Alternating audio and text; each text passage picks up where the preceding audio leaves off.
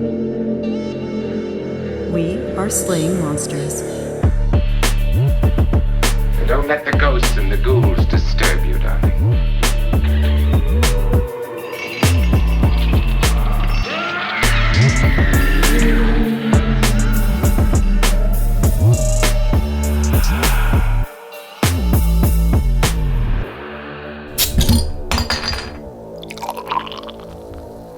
Thank you. Cheers. Cheers. Cheers. Welcome to Slaying Monsters.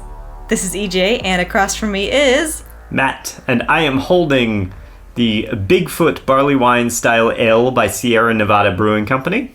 This is a 2023 vintage, and it's we're gonna enjoy it here. Sorry, Zuri is digging into my leg. Oh, that's lovely. She's playing Tsavo Lions. Yeah, right. Back of the bottle says, extreme in the 80s and a force of flavor today, Bigfoot is a timeless beast of a beer, forever tracked for its enormous malt body and sheer hop intensity. Drink it fresh, which we're doing, or cellar each year's expedition to unleash a world of new flavors over time. Ooh. I think I will stick one in the cellar, and Yeah, you should. we can try it later on. Yeah, We'll later on open it being like next year. 15 years from now. Well, you it's gotta gonna give it be- time. Gotta give it time. All Yeah. right, cheers. Cheers. That is very good.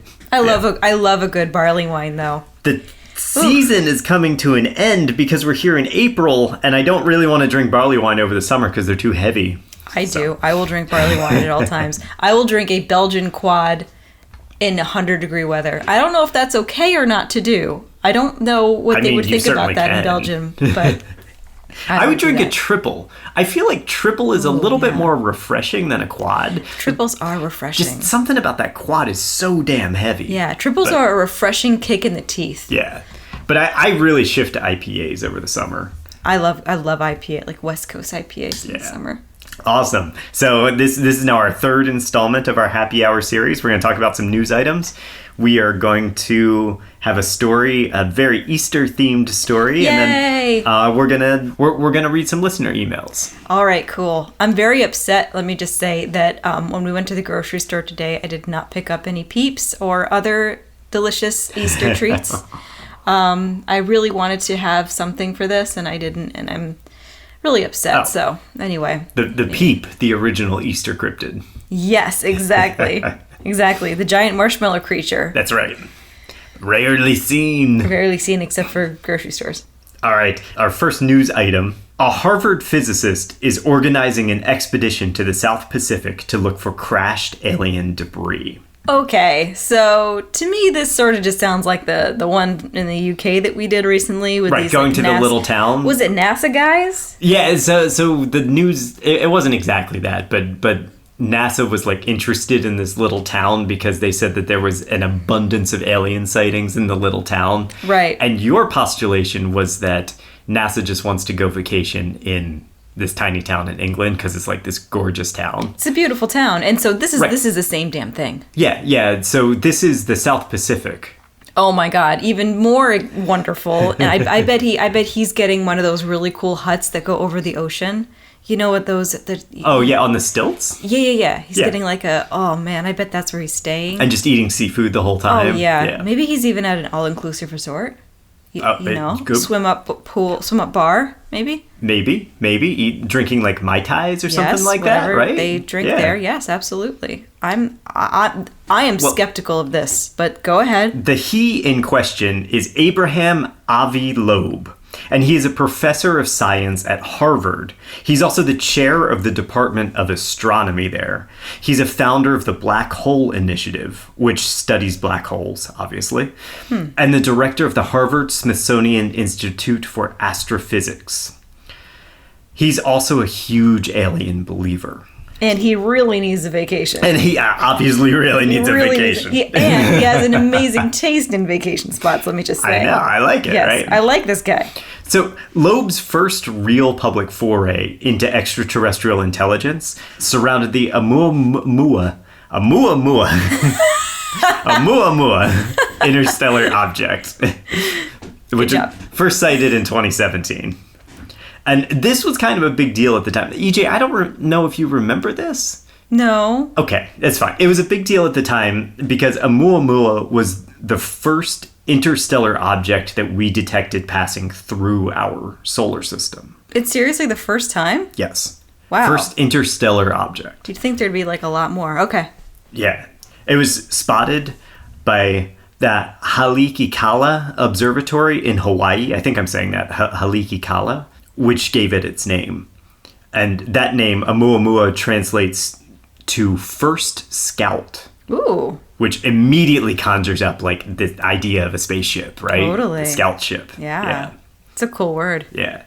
Oumuamua was small. It was about 3,000 feet or 1,000 meters long and 600 feet or 170 meters thick. This is small? This is small. I mean, we're talking about compared to planets, right? Okay. Compared to the size of the Earth, this is a tiny little object. Yeah. Think about something that's close in size to like a cruise ship or a battleship, but a little bit taller than those things. Okay.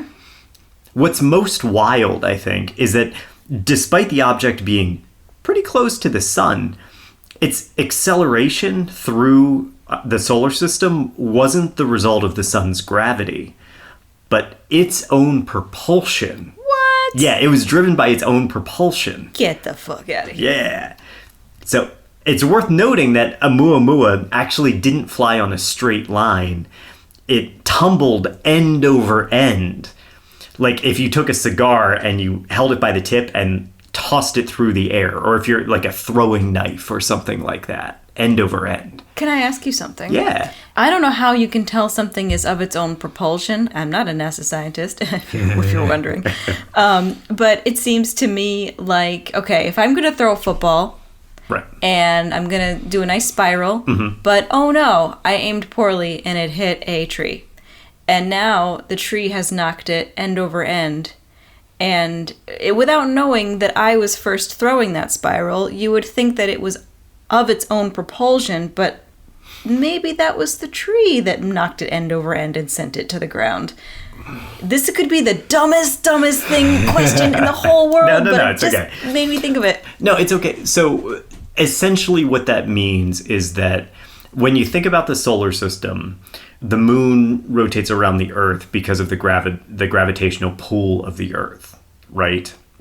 So the moon is traveling around that, and objects move around the sun because of the gravitational pull of the sun, right? Mm-hmm. This object was not traveling due to gravitational pull of any celestial body. Yeah, I know. That's what you said. Right. So something threw it. Something spiral footballed through it. So are you saying that there's a giant alien that threw Oumuamua through the solar system? Is that what you're saying? Yes. Okay. I'm saying something like that. There's alien football going on, or like the Oumuamua is like this alien spaceship that knocked into something and is now going end over end. Like it had a propulsion and now it's just getting knocked around. I guess it could have. I'm not saying I believe it. I'm just trying to throw it. I'm an idea guy, okay? I got this idea. I guess it could have hit an interstellar tree, I suppose. And got knocked end over end. You don't know. Be a freaking crazy ass space pine tree up there doing its thing. You don't know. I feel like you have to go on this expedition just so you can level this theory at him. Because I don't think anyone's even considered the interstellar tree hypothesis. Right in middle of a football game. I'm gonna help him. It's easy to see why astrophysicists like Avi Loeb glommed onto Oumuamua and started calling it extraterrestrial origin. The size, the shape, the acceleration, the fact that it possibly bounced off a tree. Yes. All of these things make you think of like Battlestar Galactica spinning around out there. Yeah. Loeb's hypothesis is that the object could be a solar sail. EJ, do you know what a solar sail is? Is it when parts of the sun go on sale? No. Oh. Well, it's like a discount bin at the Sun. Oh no, store. not sale. SALE. SAIL. Oh, Sail. then it's obviously it's like a tent for the sun. Okay, so a solar sail. I'm not an astrophysicist either, but In my understanding, a solar sail works like a wind sail on a ship or a sailboat or something like that. But instead of creating propulsion from wind energy, it creates propulsion from solar radiation. Oh, damn. Okay. So the sun's radiation gets captured by this solar sail and pushes the object forward. That would correspond with theories on Oumuamua's non-gravitational acceleration, which explains why the object is moving through the radiated solar force. Okay, yeah. The Green Bank Telescope in West Virginia and SETI's Alien Telescope Array, both of them, they failed to pick up any radio transmission from the object. So if it is of artificial creation, it's at least silent. To this day, we still don't know exactly what Oumuamua was. Astronomers and their observations, they were able to determine that it was red, likely from constant bombardment of solar radiation.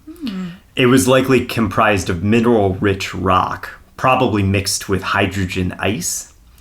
There's a very complex explanation of how hydrogen outgasses from water and can create invisible propulsion that was written by Jennifer Bergner and Daryl Slegman that I sort of understand, but basically heat, like being close to the sun, releases gas from particles, like frozen particles. And these, I think, push the object forward. Okay. Again, I'm not an astrophysicist. Loeb rejects that theory. He insists that the outgassing doesn't adequately explain the propulsion of Oumuamua. He's arrived at the conclusion that it is possibly an artificial object. Now, personally, I think Loeb is approaching the investigation in sort of the wrong way. Again, I'm not well-versed enough in this stuff to counter his arguments, but proving that an object isn't propelled by outgassing doesn't necessarily mean it's artificial. It just means that it's not propelled by outgassing, right? This is the classic God at the gaps fallacy, where you say, I don't know what's driving this object, therefore aliens are driving this object. But it also might not be. It might be piloted by a giant nuclear turtle who likes to listen to punk rock music. Yeah, an alien football player. Or, the football that gets thrown against the tree trunk. Loeb's argument isn't that he found any tangible evidence of aliens. It's that he can't figure out what's making the big rock spin. And also, just because Loeb is saying that it's artificial, that doesn't necessarily mean that he believes that it's alien. It could be space junk from... That's one of his ideas is actually that it is alien space junk. Oh. Not that it's necessarily an intelligent... like a craft or a satellite or something like that, but literally it's ejected debris from an alien ship passing by, something like that. Okay. Does he think that it could also just be human-made space junk? No, they're pretty sure it's not human-made. Oh, really? Yeah, because it's rock. It's rock. Well, then it's probably just a rock, maybe. Either way, I fully support his trip to the South Pacific, and if he needs help, I will go. Well, we're coming to that yet. Oh, okay. Yeah. Oumuamua came and went over the course of 40 days in 2017. Wow. And Loeb is now focused on an object from 2014, one that crashed into the ocean near Papua New Guinea. So this was an interstellar meteor. In fact, the first interstellar meteor ever discovered. It was dubbed IM-1 for Interstellar Meteor 1. Ah, cool. It's not the most creative name. I like Oumuamua more. Yeah, I like that. So IM-1 is traveling at about 30 miles per second and detonated in the atmosphere just north of the Manus Islands outside of Papua New Guinea. After exploding, these pieces, they rained down into the ocean in the area. And this got Loeb really excited because it means we can possibly recover specimens of an interstellar object.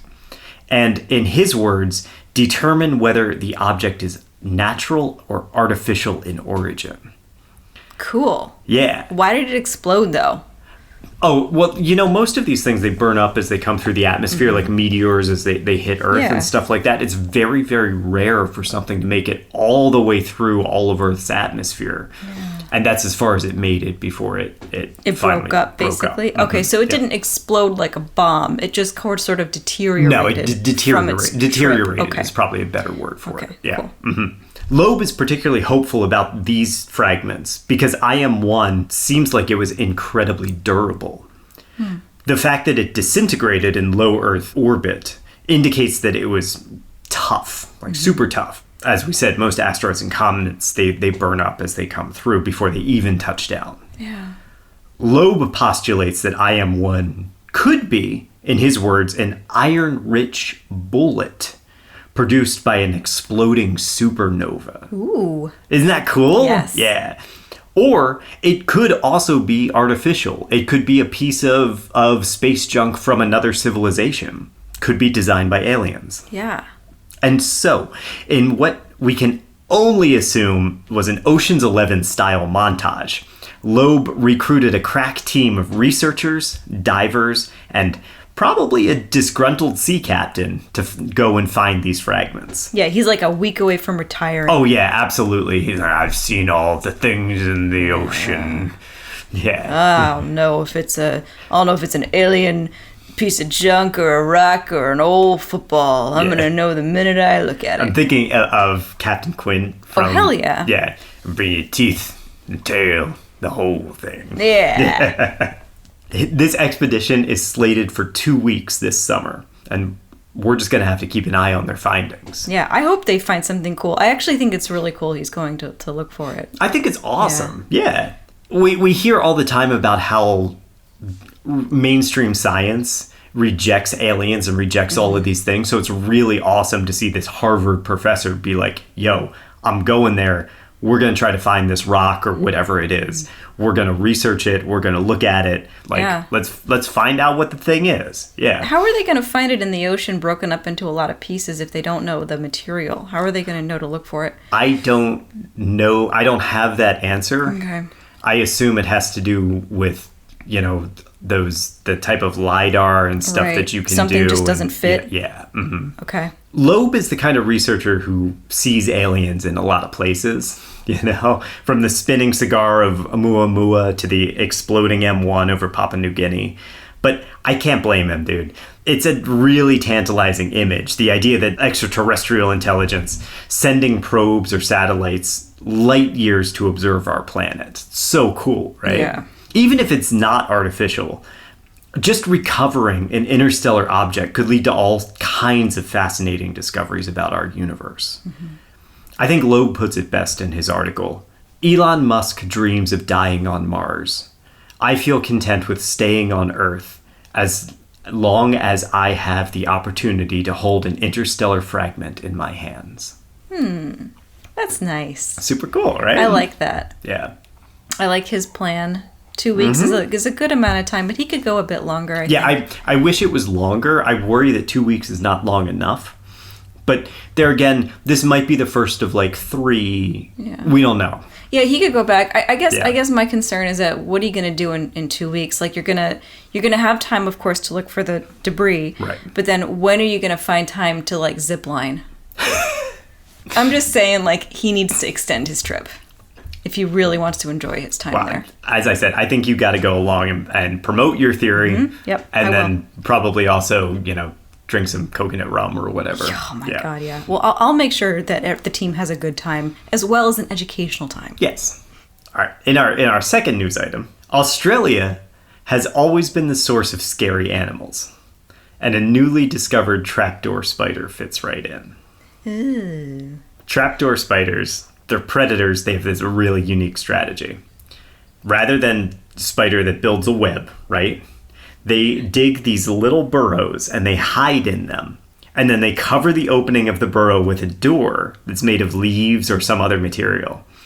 And they actually weave silk hinges on their makeshift doors, and they hide behind the door and they wait for their prey. Oh my God. And then when the target comes near, the trapdoor spider bursts out, grabs the prey, and drags them back into their lair to be consumed. Oh my God. Only in Australia.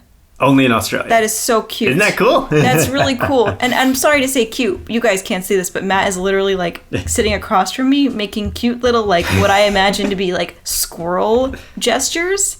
Like what a squirrel would look like when it's gonna like eat its acorn, not like what a spider would be doing. So he's making this spider seem very adorable to me. I bet it's not that cute. I don't think there are trapdoor spiders elsewhere in the world.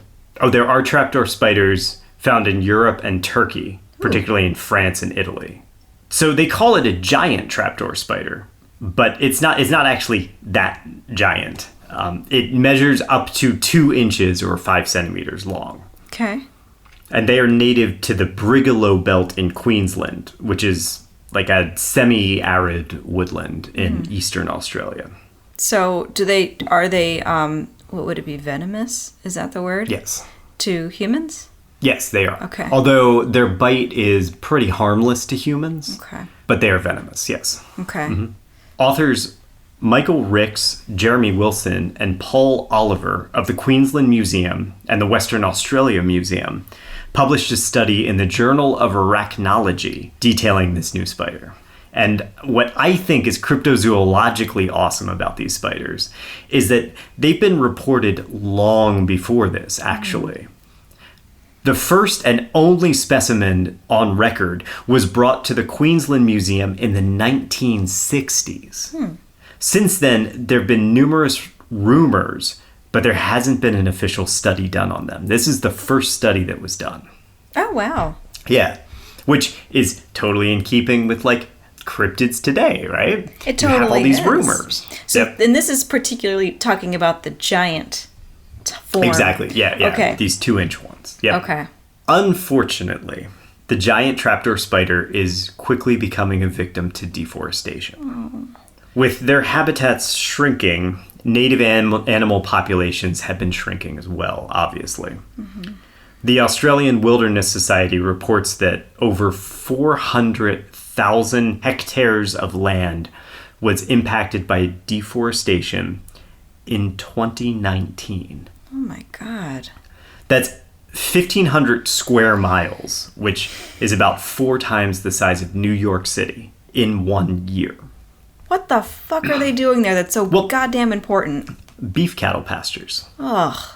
There's a huge beef industry in Australia, and despite organizations like McDonald's committing to removing deforestation from their supply chain, they're still one of the major contributors to deforestation. But what was fascinating to me is that Queensland, Australia, is actually being regarded in the same category as the Amazon, the Congo, and Borneo, places that we usually associate with like rampant clear cutting. They gotta frickin' fix that shit, man. I mean, we got our own problems here. I'm not judging anybody, but like, damn, that sucks. Like, that's so sad. Like, it's everywhere in the world right now. And the worst thing is that you're deforesting this beautiful land, but you're putting cows on it, which cause methane. Oh, a whole gas. host of other problems. It's not. So this is kind of a fascinating issue for me, as I do woodwork part-time. There's a 2019 study by Thomas Pugh of the University of Birmingham that was published in my personal favorite magazine, The Proceedings of the National Academy of Sciences, or PNAS. For real? Yes. It's called PNAS. If you get into these circles, everyone refers to the magazine as PNAS. And everyone knows exactly what they're saying when they talk about, oh, my article's in PNAS. You should read it in PNAS. I'm such a 5-year-old, but that's amazing. That's the best way of saying that word that I've ever heard in my life. PNAS. That needs to be my way in which I say that word. Okay. This study shows that young growth forests are actually better at absorbing carbon than old growth forests, meaning that trees that are in their first 100 years are actually better than absorbing trees that are 200, 300, 400 years old. And the reason for that is because there's a higher density of them. Older trees absorb more carbon, but they become resource hogs, and they create gaps where other trees can't grow. So you have fewer trees that are better at carbon absorption in older forests, and more trees that absorb less carbon in younger forests. And it's actually more efficient to have more trees absorbing less. So strictly from a carbon absorption standpoint, clear-cutting this land and then planting a whole bunch of new trees is better. But there's still the whole problem of moving the animals, tearing out their habitats and all of those things. And that's what we see with the trapdoor spider. Okay. Are you saying that they are planting on that land? No. Okay. Don't give me hope. Right. Okay. Yeah, I didn't think so. They're just putting cows there. They're just putting cows there. Okay. Yeah. All right. Well, I have a news item that's a little bit happier. Okay. It ends on a little bit of a happier note. Yay. Real briefly, speaking of infrequently reported species, there was a wolverine spotted at the Columbia River near Portland, Oregon. That's like 250 miles, about 400 kilometers outside of its normal range. Okay. Yeah. So he's wandering. Well, all right. Yeah, so the Oregon Department of Fish and Wildlife reported that wolverines had been thought to be eradicated in the area since like the 1930s. But they've had sporadic reports of wolverines in this area since the 1960s. And this particular wolverine, identified by its coloration and injuries that it had healed, it had been reported in that area since 2011. So the assumption here is that wolverines are actually expanding their habitat, looking for new places to hunt. So hopefully that's a good sign for wolverine populations regaining in this area in the future. Yeah, that would be great. They're starting to venture out a little bit. Yeah. All right. That's nice. Protected land makes a difference. It really does. You want to talk about something happier? I do want to talk about something happier. All right. The Easter Bunny is a popular folklore figure, hopping around during spring and hiding eggs full of goodies for children to find. But in Virginia, there's another bunny, one with a more sinister intention. Wielding an axe and lurking under a bridge, he's known to hunt and murder children and vandalize property on lunatic rampages. This is the legend of the Bunny Man. Ooh. This is legit. This is real. I fucking promise this is real. Oh my god. This is one of the most fun parts of this job for me. We have so many urban legends and like cultural folktales, and I absolutely love picking them apart and separating the truth from the embellishment and the just outrageous fabrications. Yeah. It's fascinating for me to see how these stories evolve and change over time. So, before talking about this long-eared oddity, let's acknowledge our sources. I'll be using The Real-Life Origins of an Urban Legend by Brian A. Conley and Long Live the Bunny Man by Jenny Cutler Lopez, published in the Northern Virginia Magazine in 2015. Now, bunnies, rabbits, and hares have a long-standing mythological history. The Journal of Archaeological Science reports that the Neolithic people of Ireland performed ritualistic burials for dead hares. Archaeologists believe that this represented rebirth for these people, who considered hares and chickens spiritual deities. Aww. Yeah. Bunnies and chickens are special? Yes. Oh, that makes a lot of sense. Likewise, hares came to represent sexuality, with Aphrodite often being depicted with a hare to show love, and the Virgin Mary with her own to symbolize overcoming lust.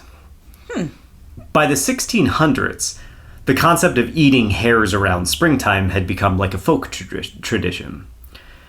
English hare hunts occurred around Easter, with hare pie scramble on the menu. Everything in that region is a pie. You take everything and you like shove it in a pastry. Yeah, you squish it into the pastry. That's not my thing. I enjoy that. What you know what's funny is that I love like empanadas. Yeah. But those kind of pot pie type things, just they're so disgusting to me. Or sausage rolls or anything like that. What, pork pie? I don't know. Pork pie too? It's just like, no. Yeah. There's why is it awful when it's in a pie to us, but it's fine if it's in a little pocket that you can hold? Yeah, I don't want a pastry crust around my meat. I don't, but if it's an empanada, it's okay. But if it's an empanada, it's okay. You gotta fry it. Yes. Yes.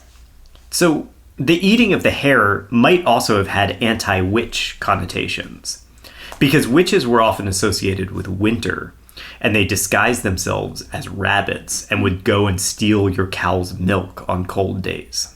This, of course, all ties to the equinox, the idea that winter was banished to pave the way for spring planting and the growing season.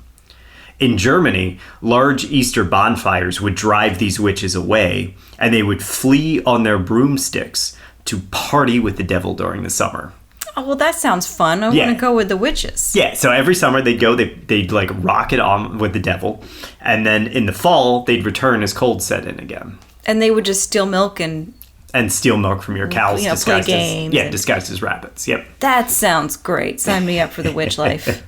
German children hunted the landscape for eggs, which were left for the good children.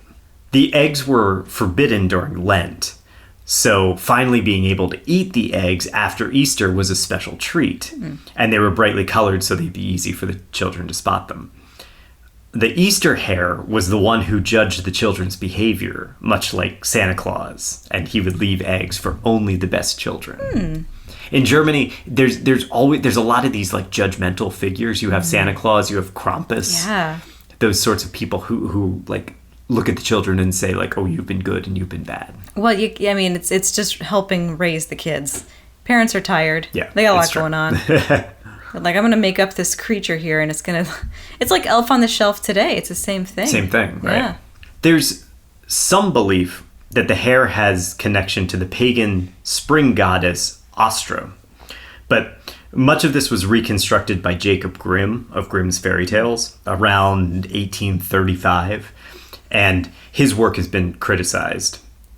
Ian Wood discusses Grimm's views on a unified Germany, and discussing that would require an even longer tangent than I'm going on right now. But basically, Grimm used his interpretation of pagan mythology to reinforce traditional German values for children, and then did that rather than translating them as they were presented to him. Okay. All of this is backstory for the Easter Bunny, and all of this leads us to Fairfax, Virginia, where a different kind of folktale surrounds the hare, or at least one hare in particular. So, according to local legend, there is a railroad underpass about 2 miles east of Clifton that is home to a supernatural murderous hare, or man dressed up as a hare. Dubbed the Bunny Man, this is a lunatic in a rabbit mask with long ears who terrorizes the neighborhood and kills unsuspecting children that wander into his lair. Okay, I'm skeptical. The story, when pieced together from local legend, goes like this. At the turn of the 20th century, a mental asylum stood in the middle of the woods near Clifton. The patients were the worst kind of criminals. Insane murderers, serial killers, the kinds of psychopaths that would give the Joker a run for his money. I know that this is really not how we should be talking about mental illness, but bear with me, a lot of this is not true. Okay, so we're just talking about Arkham right now. Yeah. If you imagine Arkham Asylum in your mind, this is what people thought existed there, right? Oh yeah. Clifton is a growing town, and it was uncomfortable with having such dangerous people so close to the town limits. So they petitioned to have the asylum closed down, and by 1904 they were successful. The prisoners were arranged to be moved to Lorton Prison, which is about 15 miles away. The convicts are loaded onto a bus one night, and they left the asylum, driving down the dirt roads toward this temporary prison. Was it like a rainy, dark night with lightning crashing? I'm just trying to set the scene. Lightning crashing, trees flying full back moon, and forth. Wolves Scary, howling, crazy scary. Owls hooting, Right. all of that, right? Absolutely. Suddenly, a deer leapt out in front of the bus. The driver swerved, and the vehicle careened over an embankment and toppled over. In the ensuing chaos, the convicts smashed the windows and attacked the guards, racing off into the woods toward their freedom. Local police mobilized, and after an exhaustive search, they were able to locate most of the convicts. Ooh, most of them. Most. Dun dun dun. So 2 convicts were still missing. Marcus A. Walster and Douglas J. Griffin. Try as they might, the police couldn't locate them. Only the mangled corpses of rabbits that they devoured raw. Finally, after weeks of searching, the police found Walster's corpse near the Fairfax Station Bridge. Nearby lay a makeshift hammer made of a sharp rock and tied to a stick. Griffin was nowhere to be found. He made it. Months go by. There's no sign of Griffin. And everybody, they assume that he succumbed to the elements. Okay? Things returned to normal until Halloween night, 1905. 4 teens sneak out to the Fairfax Station Bridge to drink. Oh my god, this sounds like the beginning of a freaking like... It's Halloween, right? It's Halloween the movie. Yes. The teens don't come home that night. Their frantic parents launch a search. They retrace their kids' steps toward the bridge. And here they find a grisly sight. The 4 teens, throats slit, hanging from the bridge. 2 men on one side, 2 girls on the other. And so, the legend of the Bunny Man is born. In the following decades, stories claim that the Bunny Man has taken over 30 victims, always with their throats slit and their bodies hanging from the bridge. The Bunny Man makes news headlines again in 1970. This time, 2 lovers were parked in a local field. It's late one October night, and they're sitting in their car just talking. There's owls hooting. Just talking. Right. Yep. Suddenly, a monstrous shape leaps from the surrounding woods. It looks like a human, but it has these great pointed ears and is holding this big weapon. It charges the car, screaming, and throws a hatchet through the passenger side window, narrowly missing the girl. She screams in terror, and the Bunny Man disappears back into the night. Within days, Bunny Man floods the local newspapers. 50 sightings are reported to the police within 2 weeks. To this day, that case remains open but inactive in the Fairfax County police records. And occasionally, the Bunny Man still pops up in local lore, newspapers, paranormal websites, always ending with that question, who was the Bunny Man? Did he really kill multiple victims throughout the 20th century? Most of this is completely made up bullshit. But there's some kernels of truth in here that are worth investigating. Before we begin, do you want to tell me what you think happened? Do you have any theories? Well, can you answer me this, Batman? Was there actually an Arkham-like asylum? That was where I was going to start.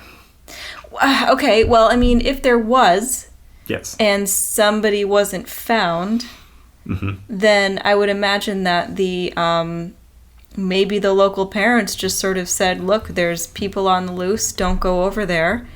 And it just sort of spiraled out of control.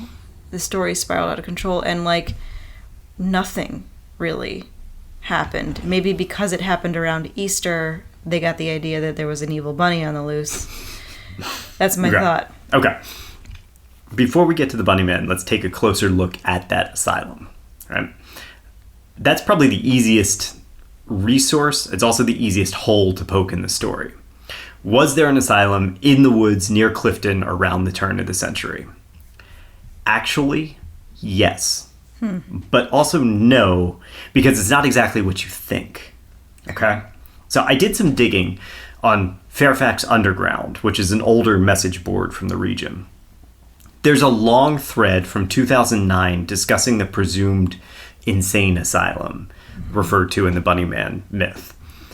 One of the users pointed out that they found a complex of old buildings somewhere off Clifton Road back in the 90s along a horse trail. And as it turns out, there was an abandoned complex in the woods, and it was an asylum. First founded as a dairy farm in the 1880s, the property was donated to the National Florence Critterton Mission in 1915. This was a prominent charity run by Dr. Charles Critterton from New York City, who oversaw a network of homes for disadvantaged girls. The Clifton chapter, called the Ivacota Farms, was run by Dr. Kate Bennett and took in criminals, generally wrongly convicted criminals, sex workers, girls with STDs, and unhoused women, unwanted babies. And it continued as a working farm with these women working the farm until 1958 and was ultimately sold in 1962. Wow, it's a long time. And we know this you would call an asylum at the time. That's literally what it was. Because it's a safe place. It was these girls seeking asylum. But in modern vernacular, the word asylum immediately gets equated with the, American Horror Story asylum. Yeah. Like, this is a place where crazy people go, right? Yeah. The property has been razed now, so there's nothing left. Only a historic marker. But it's not hard to imagine how a complex of abandoned buildings in the woods, slowly decaying, could inspire stories of an ancient, insane asylum. Right, yeah. So what about the bus crash and the inmates breaking loose? This appears to be a complete fabrication and quite easily debunked because, simply put, buses didn't exist. This was 1905? 1904, yeah. I should have caught that. No, you don't think about it, right? No, yeah. You did have horse-drawn buses. And it's true that electric trolley buses had started making their appearances in major cities, but the first mass-produced bus didn't go into production until 1910 in England. Oh, wow. And the first American bus manufacturer was the Yellow Coach Manufacturing Company, which started in Chicago in 1923. Okay. So the only way a bus crash happened in the woods in 1904 was if it was a horse-drawn bus. And I suppose it's possible that this could have happened, but it's difficult to believe that the driver would have been going so fucking fast that the crash would have caused any serious damage, much less flip the bus on its side to release the inmates. I don't know. I mean, have you ever... You've run a wagon in Red Dead Redemption. They're pretty unwieldy. Yeah, I guess so. I've never flipped the wagon in Red Dead Redemption, though. Can you do that? I think you can. I'm going to try it. Okay. I'm going to go back and try it. I hate the wagons. They're so annoying. Wagons are so stupid. The prison that was receiving the inmates, Lorton Prison, that was real, but it didn't open until 1910, which is a full 6 years after the alleged crash took place. Now let's take a closer look at the reported victims and their identities. Historian archivist Brian Conley did an exhaustive search of over 500 killings in the region, looking for reports that matched the 30-plus victims of the Bunnyman. He found 3 that fit the basic description, but only one that even got vaguely close to the specifics of the Bunnyman case. August 5th, 1918, 14-year-old Eva Roy was found dead, hanging from a tree. She'd been strangled by her own apron strings. Whoa. This surprisingly brutal murder shocked the community. No surprise. The police considered several suspects before falling on Ben Rubin, an escapee from Lorton Prison. Rubin was found a month after Eva Roy's murder. The police arrested him for assaulting a different girl, and while on the way to the station, he confessed to Eva's murder as well. But when he was brought to the area where the crime was committed, he failed to correctly identify any of the details surrounding the crime, and police dismissed his confession and charged him with the former assault.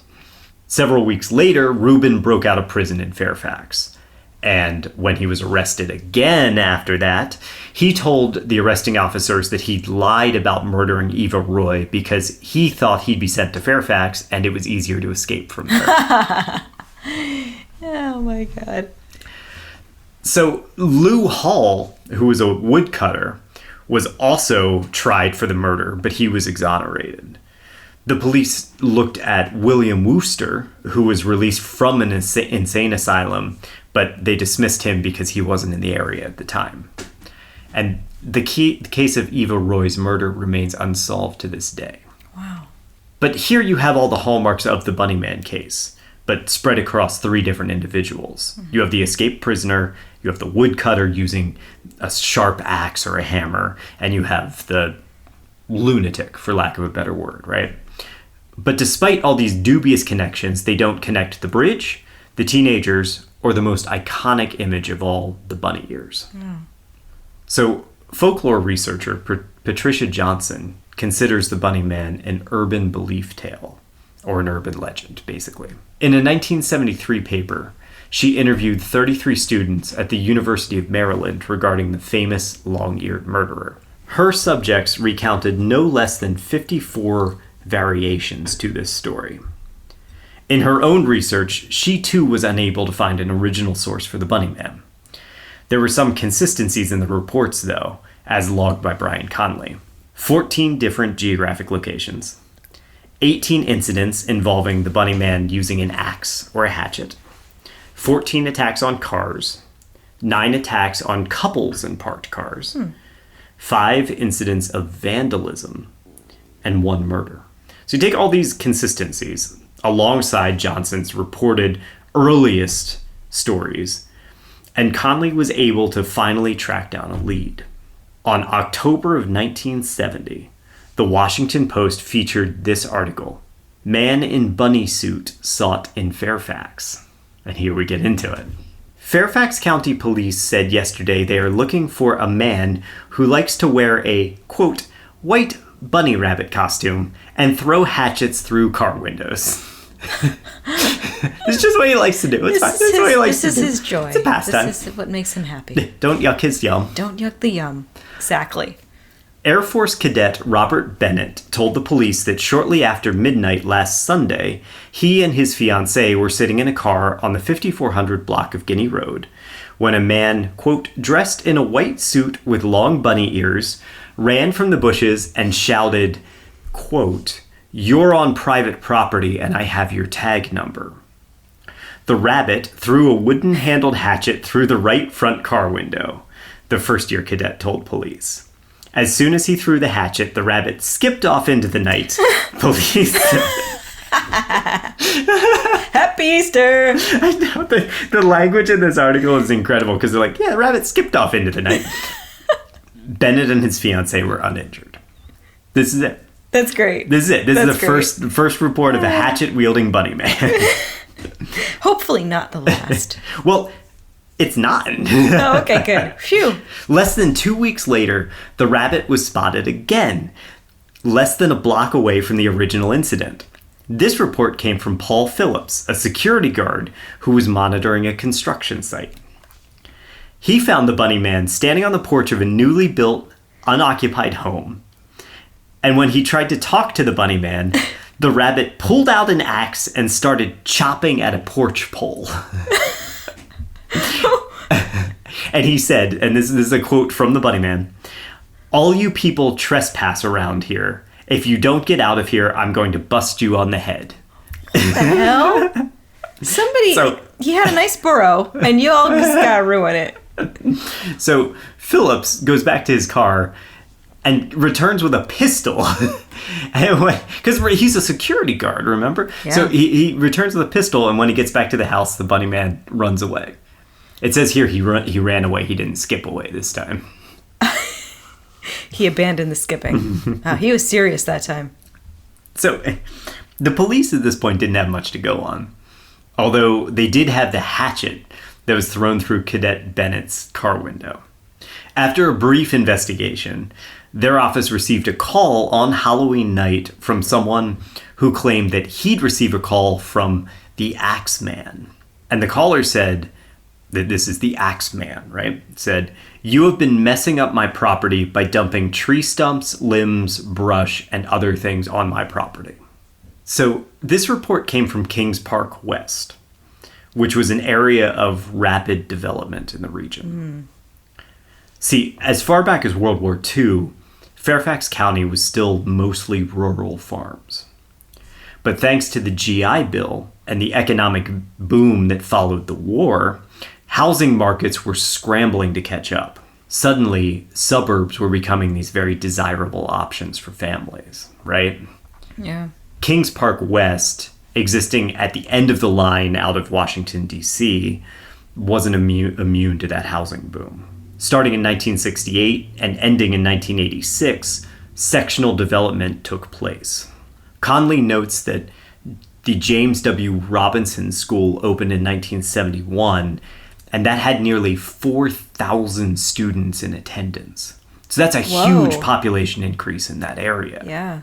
And just a decade before, you had like dairy farms, right? Yeah. This is the baby boom that we're probably, right? Well, yeah, this is all these people coming back from World War II and settling into like life again. Yes, a new kind of life. Really. A new kind of life. And yeah, the rise of the suburb as well. Right. So the Bunny Man, like the real one, saw all of this expansion around him. Constant construction, the disappearing woods, the farms and nature, and he lashed back. Suddenly surrounded by a surging population, he struck back however he could and did his best to stem the tide of incoming gentrification. Conley says, being forced to watch helplessly while the face of your community changes around you can elicit strange behaviors in some people. Oh, yeah. Jenny Cutler-Lopez expands on this, talking about the flavorless landscape of suburbia. In her opinion, the Bunnyman legend has become a source of rich character in an otherwise banal scenery. The hatchet-wielding, the crazed lunatic killer lurking under the bridge. It gives personality to a region that desperately needs it. That's why the legend took hold. Now, I know what you're thinking now. What about the ears? What about the ears? So we don't have definitive proof, but several accounts of the original car attack from 1970 quote not Bennett, but Bennett's fiancée as seeing something different. She didn't see ears, she saw a white pointed hat or a Klan hood. Ooh. It's possible that the supposed Bunny Man was a member of the Ku Klux Klan. Holy crap. This is my speculation. I don't know that this is true. Okay. But it's possible. Because she describes that type of pointed Klan type hood instead. Okay. Oh, wow. I don't believe that one inspired the other, but it's fascinating to see the rabbit motif used as an agent to resist change. The hare's history has always been one of evolution, moving from one stage to the next. That makes the Bunny Man a poetic urban legend, which takes tradition and dumps it on its pointy-eared head. Yeah. Definitely. Yeah. Holy crap, dude. That's the story of the Bunny Man. You so had me there. I was about to be like, I'm Team Bunny Man. And then you're like, well, he was probably wearing a KKK hat. And I was like, whoa, no. He might have been. Not Team Bunny Man. We don't know that. Okay. So there's also Spanish Easter ceremonies. They wear those hoods. Really? Yeah, they do. This like traditional garb. They have a parade, and they all parade around wearing these hoods, and it's a very religious sentiment, and they are it shows penitence. The penitent people wear those hoods. Oh, okay. I mean, that would have been Easter, and this was October. I don't really find that happening in America, so I don't think it's that. Occam's razor seems to tell us that it's probably a Klan hood instead. Yeah. It could have also just been a pointed hat. It could have been like a dunce cap, you know? I guess. I don't know, but yeah. And you said it's October. Maybe he didn't want to be recognized. And he grabbed the best thing in the house that he had at that time in October that would not let him get recognized. Maybe he had a grandkid, or I don't know how old he was. Maybe there was like a Halloween costume lying around. Could have been like a witch hat, something like that. I don't know. Absolutely, if it's October. Right. Except it was white, and usually witch hats are black. Yeah, that's true. The thing is, when you get like a white pointed hat, it really does seem like a KKK hood. Yeah, but it could be a wizard's hat. Could be a wizard hat. Like a light-colored wizard's hat with like maybe. designs that maybe you don't see because you're so scared you don't notice all the details. Yeah.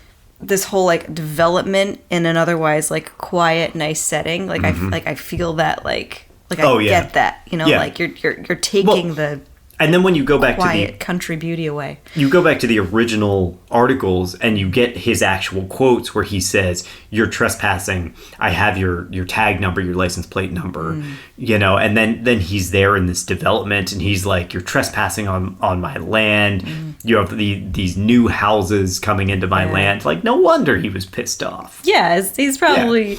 I mean, sorry, did you say he was like a farmer maybe? Or like he had... We don't know anything? We have no idea. Yeah. Yeah. He had... What we do know is that he threw one hatchet, never got recovered, and he had an axe. Okay. So he had two... He had a hatchet and an axe. Okay.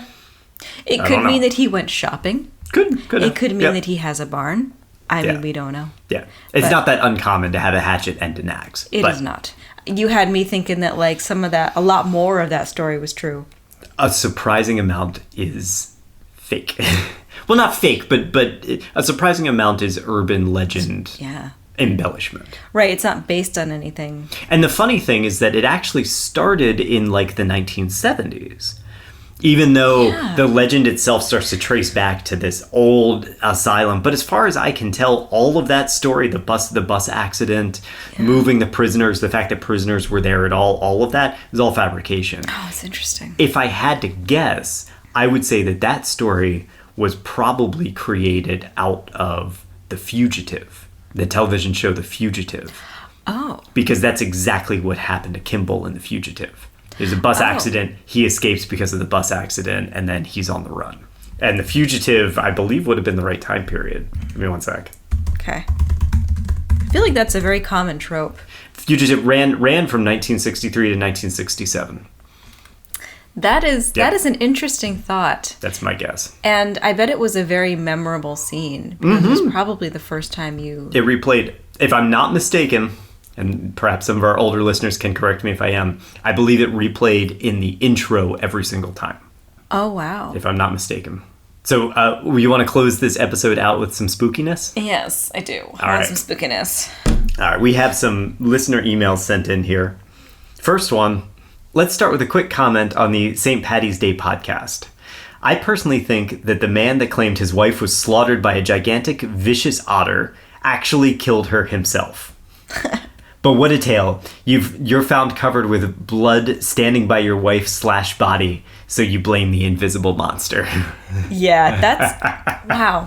That is not something I thought of. But and I love that theory. Yeah. It was a monster. Right. Yeah, you kill your wife and then they find you and you're like, "Oh, the monster did it." Yeah. Oh man. That's Could very interesting. Okay. What a theory. And then we have this email here. I love the Fox sisters. What an amazing story. I totally admire the strength of those three women. However, I need to share a few stories that I feel disprove Maggie's claim that there is no conduit to the dead. Ooh.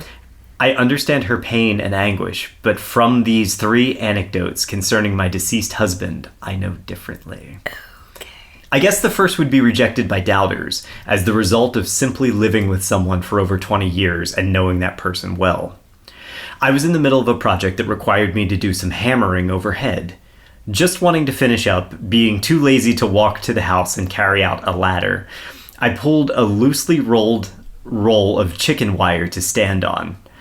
When I went to step up on this very rickety support, S's voice loudly said, "Don't you dare." S was always a safety nut and stopped me from injuring myself. But he definitely spoke to me that day. That's very cool. I'm sorry. I don't mean to laugh at you, but I can totally imagine myself doing that in a moment of like, I don't want to get the ladder. I know, and you're just totally. like, this is good enough. This chicken wire sounds good. Yeah, totally get that. Yep. The second cannot be the result of knowing a person. I decided to sell a piece of property that my husband had purchased. In order to sell this property, I needed to find and turn over the deed to the buyer. The deed was not in the files of the house or anywhere in the file cabinet. I was at a total loss of where S had stashed the deed. Suddenly, I was led to his workbench, and there, among the owner's manuals for his tools, was a file containing the deed. Why he had this in such a random place is a mystery, but without his help, I would never have found the deed in time for the sale. But the best story of all isn't mine. I was with S in the hospital 2 hours from our home during his final day. My sister and her 2 boys, aged 3 and 5, agreed to go to our home to pen up the chickens at night to protect them from predators, like the Salva lions. Exactly. As they waited for the chickens to return to their roosts, they were in our living room of our house. My sister was looking out the window when the older boy said, "Who was that?" talking about a man that had just walked through the living room and down the hallway. Both boys saw the man. My sister did not, but she was spooked enough that she noted the time on the mantel clock. The boys saw the man about the same time S passed away. To this day, I believe that he went home one last time to check all was well. All of these happened in the first year after S's death, and I haven't sensed his presence in many years. Perhaps he figured I'm okay, or he just gave up. Beyond help. But I know he was here for a while. Oh, that's really sweet. It's just really sweet. That's a really nice sweet. story. Those Looking are nice out for you. stories. Yeah. Looking out for you. Thank you for sending that. Thank you for sending that in. Yeah, if other those listeners, stories, thank you. Yeah, if other listeners, if you have had experiences with ghosts, if you've had experiences with cryptids, UFOs, anything like that, send it in. We would love to read them on the podcast. Yeah. I love a good ghost story, man. So if you got a good one, oh, please. Send it in. Spook us. Absolutely. Please do. Yeah, we love it. Give me nightmares. Cool. Well, I got some more beer to drink. So, Bigfoot by Sierra Nevada. That's you right. see it? Check Very it out. good. And let's see. Got more Salva Lions coming up. That's it. Awesome. Thanks for All right. listening, Yeah, everybody. Thanks for listening. And, if you celebrate Easter, happy Easter. We don't really celebrate Easter, but if you do, it's fun. But if you do- happy Easter to you. Watch Yep. out for axe-wielding giant bunnies. Yep. And, eat a peep if you can. Right. Maybe Cadbury cream egg. Oh, Cadbury cream eggs are the best. They're the shit. Yeah. All right. All right. Be safe out there. Be safe. Bye. Bye. Thanks for listening to Slaying Monsters. If you like the podcast and what we do, please share it with others or leave us a rating and review. For questions, suggestions, and other feedback, reach out to us, slayingmonsterspodcast@gmail.com, and stay up to date by following us on Instagram @slayingmonsterspodcast. Your support helps us grow, and we are truly grateful to have our listeners and community.